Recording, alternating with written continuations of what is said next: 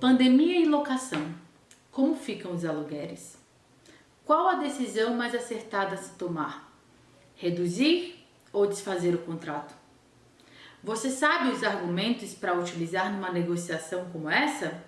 É sobre isso que nós vamos falar hoje. Eu sou Amanda Lobão, da Lobão Advogados, membro da Abrasconde, e estou aqui para tratar de algumas informações relevantes nesse cenário. Inúmeras são as cidades paralisadas por conta da pandemia. As instituições financeiras já vêm suspendendo cobranças de empréstimos pessoais, financiamentos, entre outras hipóteses. E claramente o reflexo econômico em locador e locatário chegou, é uma realidade e uma preocupação generalizada. Então, como lidar com essa situação? De um lado nós temos o locador, que pode ter como fonte principal o rendimento da locação do seu imóvel, e de outro lado o locatário, inquilino, que pode ter tido as portas do seu negócio fechado e, portanto, um faturamento reduzido e até zerado. Portanto, nesse momento, a recomendação é equilibrar o contrato e ter uma conversa franca, amigável, pautada pela boa-fé, com o auxílio de profissionais especializados, para que se saia com uma solução equilibrada e boa para ambos os lados. Essa conversa já está prevista na lei.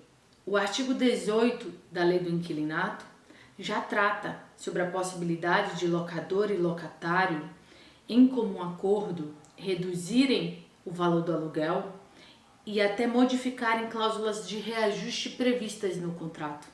Isso é a legislação atual, independentemente de qualquer projeto de lei que esteja por vir. Inúmeras são as possibilidades. Por exemplo, o desconto no valor do aluguel, a suspensão da cobrança do aluguel neste momento com o pagamento posteriormente, no futuro, até de forma parcelada, o pagamento percentual neste momento e no futuro do restante parcelado até, a não aplicação da cláusula de reajuste do contrato nesse ano de 2020, ou até mesmo o desfazimento com o afastamento de algumas cláusulas de rescisão. Essa é a situação. Mas é claro que nem todo cenário é propício para uma composição amigável. Tem situações que precisam ser levadas para o judiciário. E cabe ao Poder Judiciário, então, corrigir esse manifesto desequilíbrio que pode haver nessa relação locatícia diante desse fato imprevisível. É o que nos diz o 317 do Código Civil. Pode até, pelo artigo 478 do Código Civil, se chegar ao desfazimento do contrato, por conta dessa onerosidade excessiva que esse fato imprevisível, que é a pandemia, trouxe ao locatário. O problema é que quando a gente leva para o judiciário, a gente tira a causa do nosso controle. E aí vai ser aplicada a justiça do juízo, a justiça daquela pessoa que está analisando aquele caso concreto, que pode não ser a minha, tampouco a sua. Então é uma insegurança jurídica, de toda forma, para ambos os lados levar essa situação para o judiciário. Essa pandemia, ela se encaixa também no que a gente chama de caso fortuito ou força maior, que são fatos cujos efeitos não se consegue prever nem evitar.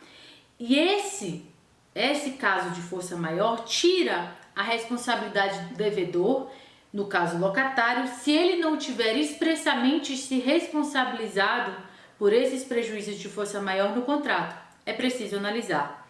Então, esses são os argumentos legais, independentemente do projeto de lei, que, aliás, o projeto de lei que trata da situação emergencial afastou o artigo 10, que tratava sobre esses reajustes da locação. O entendimento foi que já havia na legislação atual a possibilidade de se tratar dessa situação, que a composição amigável deveria ficar exatamente às partes do contrato, que conheciam da melhor forma possível as cláusulas do seu contrato, e que, além disso, o projeto de lei só fala de locação residencial e não de comercial. Por isso ele foi afastado e ele ainda vai seguir para a Câmara dos Deputados, já foi aprovado no Senado. Portanto, ele não é nem será aplicável a essa hipótese exclusivamente. Ele prevê a questão da liminar de despejo, que não vai haver despejo nesse momento emergencial, mas quando julgado na decisão final, ele pode haver o despejo, não pode haver o despejo de forma liminar, mas como julgamento final, sim. E é claro que todos esses argumentos que eu trouxe não se aplicam a a casos em que já existia a dívida antes do período de pandemia. Tem que ser prejuízos advindos da própria pandemia. Então, espero que vocês tenham compreendido toda a situação. Eu permaneço à disposição. Meu nome é Amanda Lobão, novamente da Lobão Advogados. Escrevi um artigo com esses artigos, esses dispositivos legais pormenorizados no blog da Brasconde e vocês podem analisá-lo com maior atenção.